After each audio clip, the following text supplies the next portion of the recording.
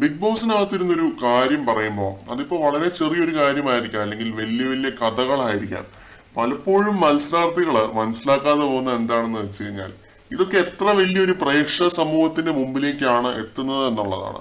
ലൈവിൽ കാണുമ്പോൾ തന്നെ നമ്മളെപ്പോൾ ഉള്ള കോണ്ടന്റ് ക്രിയേറ്റേഴ്സും റീൽസും ഉണ്ടാക്കുന്നവരും ഒക്കെ ഒരു വീഡിയോ ചെയ്യും, ഇന്ന ആള് ഇന്ന പോലെ പറഞ്ഞു എന്ന് പറഞ്ഞുകൊണ്ട്. പിന്നെ ലൈവ് വന്നപ്പോൾ തന്നെ കണ്ടുകൊണ്ടിരിക്കുന്നവരുണ്ടാവും. അത് കഴിഞ്ഞ് ആ ഒരു വിഷയത്തിന് അത്രയും ബാക്ക്ലാഷ് വന്നാൽ, അല്ലെങ്കിൽ എപ്പിസോഡിൽ ഒഴിച്ചുകൂടാൻ പറ്റാത്തൊരു സംഭവമാണെന്ന് തോന്നിയാൽ നമ്മുടെ എഡിറ്റർ അണ്ണന്മാർ അതെടുത്ത് എപ്പിസോഡിൽ വിടും. ലൈവിൽ കണ്ടവരും കാണാത്തവരും എല്ലാം അത് കാണും, ശ്രദ്ധിക്കും ഏഷ്യനെറ്റില്. ഇതൊന്നും പോരാതെ ലാലേട്ടൻ വരുന്ന വീക്കെൻഡ് എപ്പിസോഡുകളിൽ അത് വീണ്ടും മത്സരാർത്ഥികളെ കാണിക്കും. കാരണം വരുന്ന ആഴ്ചത്തെ പ്രധാന കോണ്ടന്റുകൾ അതിൽ നിന്നാണ് ഡെവലപ്പ് ആവുന്നത്. അപ്പോൾ ഒരു കോണ്ടന്റ്, ഒരു പീസ് ഓഫ് കോണ്ടന്റ് അല്ലെങ്കിൽ ഒരു വീഡിയോ ബിഗ് ബോസിനകത്ത് നിന്ന് എത്ര പേരിലേക്കാണ് ഈ ട്രാവൽ ആവുന്നതെന്ന് നോക്കി. അങ്ങനെ ഒരു സ്ഥലത്ത് ഇരുന്നുകൊണ്ടാണ് അനുമോള ഹൗസിനകത്തെ ആണുങ്ങളെ എല്ലാവരും തന്നെ മൊണ്ണകൾ എന്ന് വിളിച്ചത്. ആ ഒരു വാക്കിനോട് ഒരിക്കലും യോജിക്കാൻ പറ്റത്തൊന്നുമില്ല, പറഞ്ഞതിന് ഒരു രീതിയിൽ ന്യായീകരിക്കുകയൊന്നുമല്ല. പക്ഷെ എപ്പിസോഡിന്റെ അവസാനം അനുമോൾ ആ പറഞ്ഞത് ഏറെക്കുറെ സത്യമാണെന്ന് പ്രൂവ് ആവുന്നുണ്ട്, അത് തെളിയപ്പെടുന്നുണ്ട്. അതിനുവേണ്ടിയാണ് അങ്ങനെ ഒരു സ്റ്റാർ പെർഫോമർ ടാസ്ക് കൊടുത്തത്.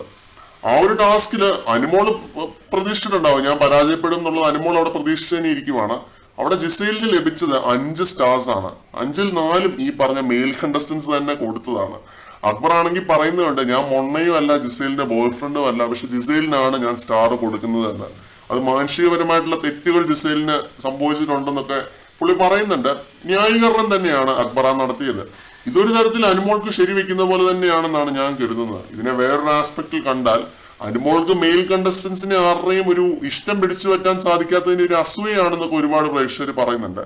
പക്ഷെ എനിക്ക് തോന്നുന്നത് അനുമോള് പറഞ്ഞത് തന്നെയാണ് ശരി. അവരുടെ ആ ഒരു ഗ്യാങ് മുഴുവൻ ജിസേലിനെ അന്ധമായി സപ്പോർട്ട് ചെയ്യുന്ന പോലെ തോന്നിയിട്ടുണ്ട്. ജിസേൽ അവരെ മാനിപ്പുലേറ്റ് ചെയ്ത് കൂടെ നിർത്തുന്നതായിട്ട് തോന്നിയിട്ടുണ്ട്. അത് ആസ് എ ഗെയിമർ ജിസേലിന്റെ ഒരു വിജയം തന്നെയാണ്.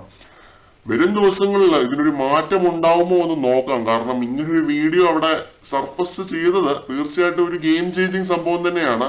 അനുമോളെ എല്ലാവരും കൂടി വട്ടം കൂടി നിന്ന് പഞ്ഞിക്കിടുമെന്നാണ് തോന്നുന്നത്. കണ്ടു തന്നെ അറിയാം. കൂടുതൽ അപ്ഡേറ്റുകളുമായിട്ട് നമുക്ക് വീണ്ടും കാണാം.